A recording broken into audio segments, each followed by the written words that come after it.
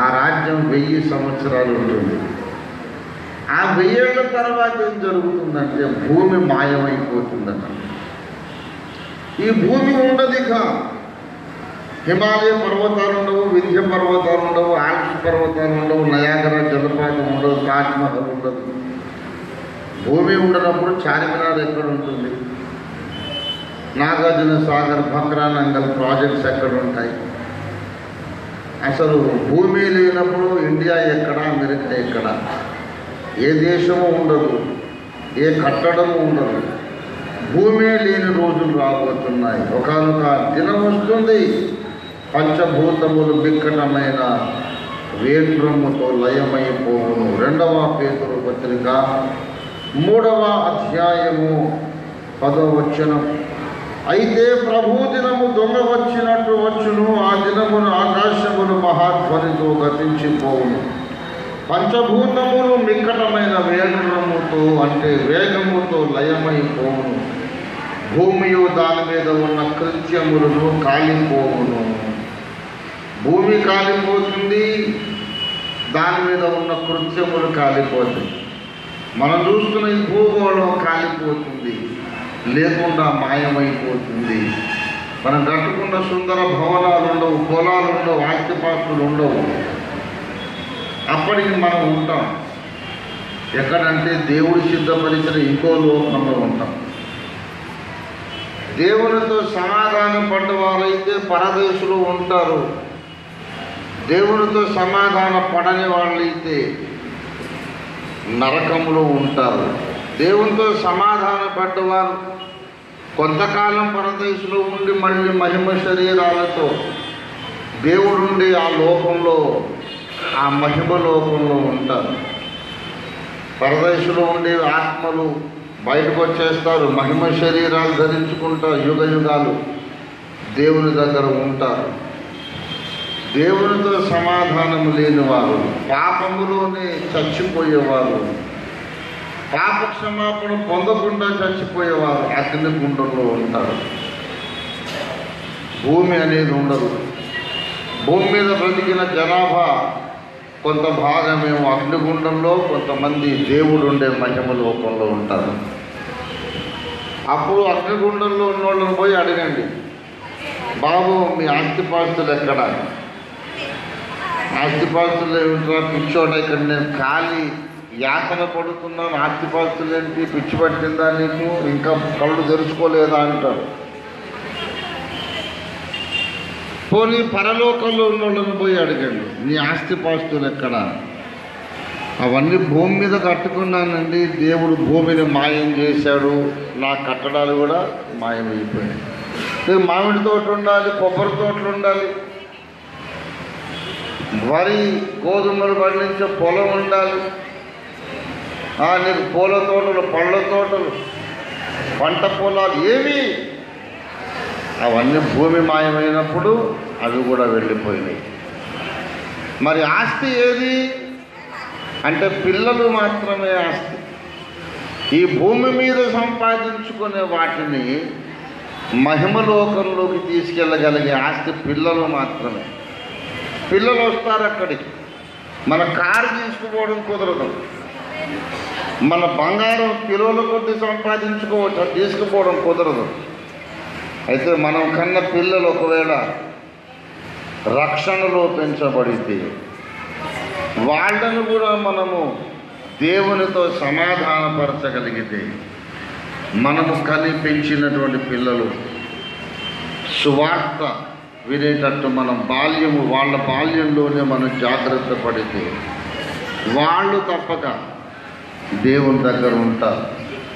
దేవుని బిడ్డలారా, గర్భఫలము యెహోవా ఇచ్చు బహుమానము, కుమారుడు ఆయన ఇచ్చే స్వాస్థ్యం. యోబు భక్తుడు ఉన్నాడు. యోబు భక్తుని మీదికి పెద్ద శోధన పరీక్ష వచ్చింది. యోబుకు అంతకుముందు 7 కొడుకులు ఉన్నారు, 3 కుమార్తెలు ఉన్నారు. చాలా ఎడ్లు, ఒంటెలు, గాడిదలు, ఆస్తులు చాలా ఉన్నాయి ఆయనకు, మేడలు, మిద్దెలు ఉన్నాయి. అతన్ని పరీక్షించడానికి దేవుడు పెద్ద ఉపద్రవం రానిచ్చాడు. సుడిగాలి వచ్చింది, మేడల మెత్తలు కూలిపోయినాయి, దొంగలు వచ్చి ఆస్తంతా దోచుకుపోయినారు. 7 కొడుకులు 3 కూతుళ్ళు చచ్చిపోయారు. చచ్చిపోయిన తర్వాత కొంత పరీక్షా కాలం వచ్చింది. ఆ తర్వాత దేవుడు మళ్ళీ యోబును ఆశీర్వదించాడు. యోబుకు కలిగినటువంటి సంపదనంతా రెట్టింపు ఇచ్చాడు. ఎన్ని వేల జతలు ఎట్లున్నాయో దానికి రెట్టింపు, ఒంటెలు ఎన్ని ఉన్నాయో దానికి రెట్టింపు, అన్నీ డబల్ డబల్ డబల్ డబల్ ఇచ్చాడు. ఈ ఉపద్రవం రాకముందు ఆయనకు 7 కుమారులు 3 కుమార్తెలు ఉన్నారు. పరీక్షాకాలం అయిపోయాక దేవుడు దీవించి అన్నీ డబల్ ఇస్తానన్నప్పుడు 14 కొడుకులను 6 కుమార్తెలను ఇవ్వాలి, కానీ ఇవ్వలేదు. ఎడ్లు, గొర్రెలు, మేకలు, గాడిదలు, ఒంటెలు అన్నీ డబల్ డబల్ డబల్ ఇచ్చాడు. కొడుకులు మాత్రం మళ్ళీ 7 ఇచ్చాడు. కూతుళ్ళను 3 ఇచ్చాడు. లెక్క మరిచిపోయావు తండ్రి, కలిగిన దాన్ని అంతటిని డబల్ ఇస్తానన్నావు కదా, కొడుకుల్ని మళ్ళీ 7 ఇచ్చావే అని యోబు అడగలేదు. యోబుకు తెలుసు. యోబును వెళ్ళి మనం అడిగితే, యోబు నీకు ఎంతమంది కొడుకులు అంటే అడిగితే చెప్తాడు, నాకు 14 మంది కొడుకులు, నాకు 6 కుమార్తెలు ఉన్నారు. 6 కుమార్తెలు ఎక్కడున్నారయ్యా? ఇక్కడ మనకు కనబడేది 3 కదా అని అడిగితే యోబు చెప్పే జవాబు, నా పిల్లలు సగం మంది అప్ స్టేజ్లో ఉన్నారు, సగం మంది డౌన్ స్టేజ్లో ఉన్నారు. అది యోబు ఇచ్చే సమాధానం. యోబు గ్రంథము 42వ అధ్యాయం 42:13 వచనం. 42:13 చదవండి ఎవరైనా. దేవుడు అతనికి 7 కుమార్తెలను 7 కుమారులను 7 కుమారులను 3 కుమార్తెలను 7 కొడుకులు 3 కూతుళ్ళను దేవుడు ఇచ్చాడు. అంతకుముందు ఉన్న వాళ్ళు కూడా అంతమంది. మరి దేవుడు ఎంతమందిని ఇచ్చాడో ఇక్కడ చెబుతున్నాడు. యోబు 42:10 వచనంలో, మరియు యోబునకు పూర్వము కలిగిన దానికంటే 2 అంతలు అధికంగా యెహోవా అతనికి దయచేశాడు. 2 అంతలు డబుల్ డబుల్ డబుల్ ఇచ్చాడు. ప్రతిది కూడా దేవుడు అతనికి డబుల్ ఇచ్చాడు. అంతకుముందు అతనికి 19వ వచనం చూడండి, 7,000 గొర్రెలు ఉండేవి, ఇప్పుడు 14,000 గొర్రెలు ఇచ్చాడు. 3,000 ఒంటెలు ఉండేవి, ఇప్పుడు 6,000 ఒంటెలు ఇచ్చారు. 500 జతల ఎడ్లు ఉండేవి, ఇప్పుడు 1000 జతల ఎడ్లు ఇచ్చాడు. 500 ఆడుగాడిదలు ఉండేవి, ఇప్పుడు 1000 ఆడుగాడిదలు ఇచ్చాడు. మొదటి అధ్యాయంలో ఆ లెక్క కనబడుతుంది. 500 జతల ఎడ్లుంటే ఇప్పుడు 1000 జతలు ఇచ్చాడు. అన్ని డబుల్ డబుల్ ఇచ్చాడు. కొడుకులు మాత్రం అప్పుడు 7 ఉంటే ఇప్పుడు 7. దేవుడు కట్టిన ఈ విశ్వం డ్యూప్లెక్స్ హౌస్ అన్నమాట. డ్యూప్లెక్స్ హౌస్ అంటే పైన అంతస్తు కింద అంతస్తు కలిసి ఒకటే ఇల్లు. ఒక ఇంట్లో పైన కొంతమంది కింద కొంతమంది ఉన్నట్టు ఈ విశ్వంలో పై అంతస్తులోనేమో కొంతమంది ఉన్నారు, కింద అంతస్తులో కొంతమంది ఉన్నారు. యోబు ఇక పిల్లలు ఎంతమంది అంటే మొత్తం నాకు 20 మంది అండి పిల్లలు అంటారు. ఏది లెక్క చూపెట్టు, 1 2 3 4 7 కొడుకులు 3 కుమార్తెలే కనపడుతున్నారు కదా అంటే నీకు కనిపించకుండా ఇంకా 10 మంది ఉన్నారులే బాబు. డ్యూప్లెక్స్ హౌస్లో 10 మంది పైన ఉన్నారు, 10 మంది కింద ఉన్నారు. దేవుడిచ్చిన పిల్లలను మనము రక్షణలో పెంచగలిగితే, సత్యములో పెంచగలిగితే, భక్తిలో పెంచగలిగితే వాళ్ళు మనకు నిత్య స్వాస్థ్యం. పిల్లలను పెంచడంలో మనం అజాగ్రత్త వహించకూడదు. పిల్లల్ని ఎలా పెంచాలి అంటే సామెతలు 22వ అధ్యాయం 6వ వచనంలో చెప్పాడు, బాలుడు నడవవలసిన త్రోవను వానికి నేర్పు, బాల్యంలోనే నేర్పు. వాడు మీసాలు వచ్చేసి మీసాలు గడ్డాలు పెరిగి పెద్దవాడై నాకు అప్పుడు చెప్తే వినడు. మొక్కయి వంగనిది మ్రానై వంగున అని మన సామెత ఉంది, లోకోక్తి. మొక్కగా ఉన్నప్పుడు వంచాలి, లేకపోతే మ్రానైన తర్వాత వంగదు. బలంగా వంచితే విరిగిపోతుంది, దాన్ని నరకాల్సిందే కానీ అది వంగదిక. కనుక బాలుడు నడవాల్సిన త్రోవ 5 ఏళ్ళు 6 ఏళ్ళు ఉన్న ఊహ తెలియక ముందే వాడికి దేవుని వాక్యాన్ని మనం నేర్పించగలిగితే ఇక యుగ యుగములు మనమేమో దేవుని సన్నిధిలో ఉంటాము, వాడేమో మన తోగిట్లో ఉంటాడు. కనుక పిల్లరా, ఇలాంటి చిన్న పిల్లలకు సంబంధించిన ఫంక్షన్స్లో బోధ చేయాల్సింది పిల్లలకు కాదు, వాళ్ళకి అర్థం కాదు. వాళ్ళు ముద్దు పెట్టుకుంటాము, ఆశీర్వదిస్తాము, వాళ్ళ తల్లిదండ్రులకు అప్పగిస్తాము. మనం వాళ్ళకేం బోధ చేసినా వాళ్ళకి అర్థం కాదు. ఇలాంటి సందర్భాల్లో బోధ పెద్దలకు మాత్రమే. బోధ నాకు మీకు ప్రతి వారికి దేవుడు కొందరు పిల్లలను అప్పగించాడు.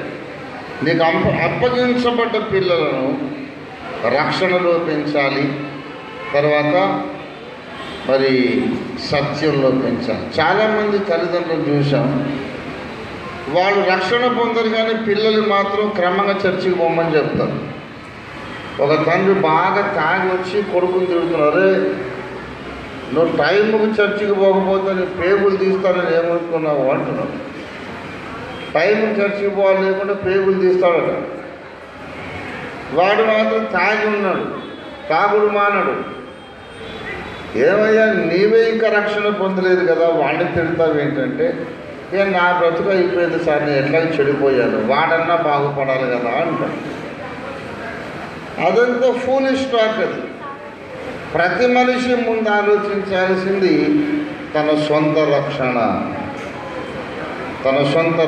నేను దేవునితో సమాధానపడాలి, నేను నా జన్మ కర్మ పాపములను యేసు రక్తంలో కడుక్కోవాలి అని తన గురించి తాను ఆలోచించాలి. మనము దేవునితో సమాధానపడితే ఈ భూమి గతించిన తర్వాత మనం కూడా దేవుని దగ్గర ఉంటాం. మనము దేవునితో ఉంటాము కనుక మనం పెంచిన పిల్లలు కూడా మనతో నిత్య స్వాస్థ్యంగా ఉంటారు. యుగ యుగాలు దేవదూతలు అడుగుతారు, భూమి మీద ఏం సంపాదించుకొచ్చావు బాబు అంటే, ఇదిగో వీళ్ళేనండి, వీళ్ళనే సంపాదించాను. ఇంకొక విషయం చెబుతున్నా, ఆఖరి మాట. టైం లేదు కనుక ప్రసంగాన్ని కుదిస్తూ ఉన్నాను.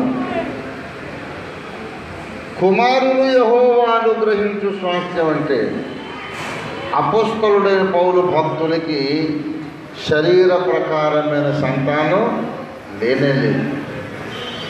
అసలు పౌలుకు కుటుంబ జీవితమే లేదు, సంసార జీవితమే లేదు. పౌలుకు పిల్లలు, శారీరకంగా పిల్లలు లేరు.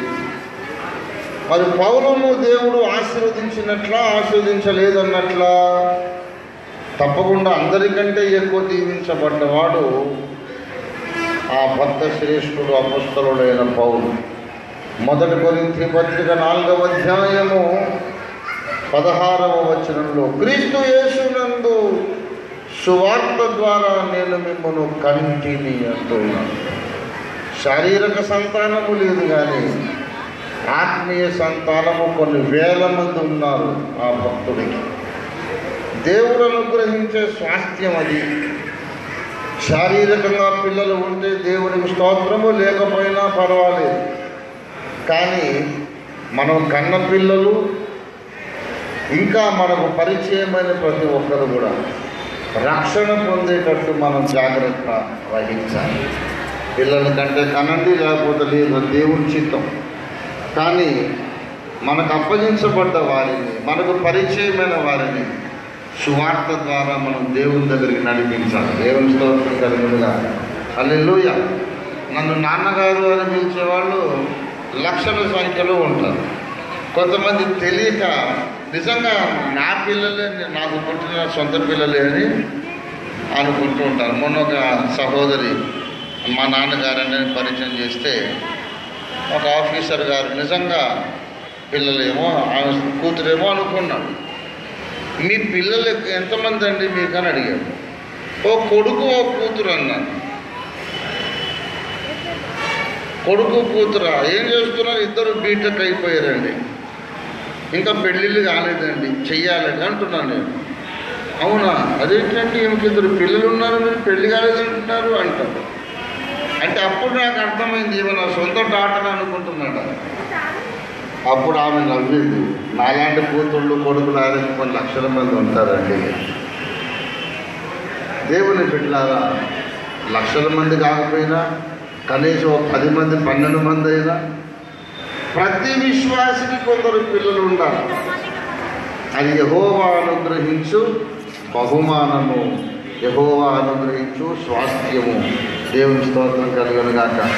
మనం పరలోక రాజ్యానికి వెళ్ళిన తర్వాత ఈ భూమి ఉండదు, నాశనం అయిపోతుంది. అసలు భూమి అనేదే ఉండదు, కనిపించదు, ట్రేసెస్ కూడా ఉండవు.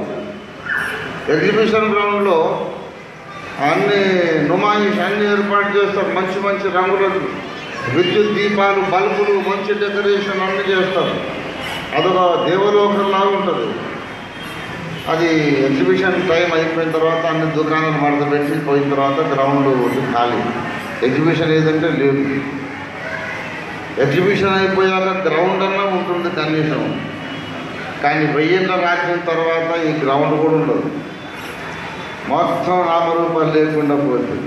ఆ తర్వాత ఉండేది ఎవరంటే యేసు రక్తము ద్వారా తమ జన్మ కర్మ పాపములు కడుక్కున్న వాళ్ళు నిత్యత్వం అంతా దేవుని దగ్గర ఉంటారు. దేవుని స్తోత్రం కలుగును గాక. యేసు రక్తము ప్రతి పాపము నుండి మనలను పవిత్రులుగా చెయ్యను. రక్తము చిందించకుండా పాప క్షమాపణ కలుగదు. ఇదిగో అనేకులకు విమోచన క్రయధనముగా నా ప్రాణం ఇవ్వడానికి నేను వచ్చానని చెప్పాడు యేసు ప్రభువ. పాపములు క్షమించుటకు నాకు అధికారం ఉన్నదని చెప్పాడు యేసు ప్రభువ. కానీ ఎవరైతే యేసునందు విశ్వాసం ఉంచి యేసు రక్తంలో స్నానం చేసి తమ దోషాన్ని కడుక్కుంటారో వాళ్ళు దేవుని దగ్గర యుగ యుగాలు ఉంటారు. భూమి గతించిపోతుంది కానీ భక్తులు గతించరు. నిజమైన సత్యదేవుని ఆరాధనలు గతించరు. వాళ్ళు యుగ యుగాలు జీవిస్తారు. మళ్ళీ ముసలితనం ఉండదు, మరణం ఉండదు, యుగ యుగాలు వారు జీవిస్తారు. యుగ యుగాలు జీవిస్తున్న భక్తులను పట్టుకొని దేవదూతలు అడుగుతారు, స్వర్గలోక నివాసు మీరు ఏమి సంపాదించుకున్నారండి అంటే నిజమైన భక్తులు చూపించేది ఏంటంటే ఇదిగో వీళ్ళందరినీ సువార్త ద్వారా నేను సంపాదించుకున్నాను. కనుక రక్షణ మనం పొందాలి. మనం పొందిన రక్షణ అందరికీ పంచిపెట్టాలి. అలాగ సమాజానికి మేలు కలుగుతుంది, దేశానికి మేలు అవుతుంది, మనకు కూడా గొప్ప బహుమానం కలుగుతుంది. ఆ రీతిగా మనమందరం ప్రతిష్ఠించుకుంటుండగా మరి కిరణ్ అండ్ సుజిత వాళ్ళిద్దరు కూడా నా పిల్లలు ఆత్మీయంగా. వారి కూతురు సుజిత, వారిద్దరి కూతురు శ్రావ్య, సుజిత యొక్క కిరణ్ యొక్క బేబీ శ్రావ్య, వారిద్దరికి స్పిరిచువల్ చైల్డ్ కూడా కావాలి. శ్రావ్యకు వాళ్ళిద్దరూ సువార్త చెబితే, సుజితమ్మ తర్వాత కిరణ్ సువార్త చెప్పగలిగితే ఆమె వారికి ఆత్మీయ కుమార్తె కూడా అవుతుంది. నేను చెప్పుకుంటాను, మా అమ్మ నాకు ఆత్మీయ తల్లి కూడా. ఆమె నన్ను కన్న తల్లి, సువార్త కూడా చెప్పింది కనుక ఆమె నాకు ఆత్మీయ తల్లి కూడా. అలాగే ఈ పాప కూడా, ఈ దంపతులకు శ్రావ్య పాప, ఈ దంపతులు ఇద్దరికి కూడా ఆత్మీయ కుమార్తె కూడా కావాలి.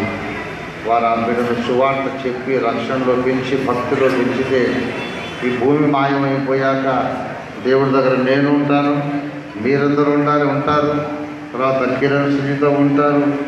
అక్కడ కూడా వాళ్ళతో పాప శ్రావ్య ఉంటుంది. కనుక అక్కడికి సిద్ధపడటానికే మనకింకా దేవుడు అవకాశం ఇస్తూ ఉన్నాడు. దేవుడి స్తోత్రం కలుగును గాక. దేవుడి మాటలు మన వెలుకల్లో దీవించును గాక. May God bless baby Shravya with the gift of salvation at a very young age. దేవుడి మాటలు దీవించును గాక. పాస్టర్ అరుణ్ కుమార్ గారికి సమయాన్ని అప్పగిస్తున్నాం. చిన్న ప్రార్థన చేసి వారికి అప్పగిద్దాం. అందరూ తలలు వంచండి. స్తోత్రం. హల్లెలూయా, హల్లెలూయా, హల్లెలూయా. ప్రేమ కలిగిన మా మహాపరిశుద్ధ ప్రభువా, మిక్కిలి గొప్ప తండ్రి, నీకు స్తోత్రాలు. మా ప్రభువా, సుజిత కిరణ్లను మీరు దీవించి చక్కని బిడ్డనిచ్చావు, మీకు వందనాలు. ఇప్పుడు ఆ పాపను చూసి ఎంత మురిసిపోతున్నాము. అలాగే ఇదే విధంగా నిత్యత్వమందు, మహిమలోకమందు, నీ స్వర్గరాజ్యమందు, నీ నిత్య రాజ్యమందు కూడా ఇలాగే వారిద్దరూ మురిసిపోవాలి, వాటిని చూసి మేము మురిసిపోనట్లు సహాయము చేయమని ఉన్న ప్రతి ఒక్కరు కూడా ఈ వ్యర్థమైన లోకం వెంట పరుగులెత్తడం మానేసి తాము రక్షణ పొంది నిత్య బహుమానము, నిత్య సాక్ష్యం అందుకోవడానికి అందరినీ సిద్ధపరచమని, మమ్మల్ని అందరినీ వెలిగించమని, ఈ వాక్యం నాలో మాలో విన్న వారందరిలో ఫలింప చేయమని యేసు పరిశుద్ధ నామములో ప్రార్థిస్తున్నాం తండ్రి. అందరికీ వందనాలు.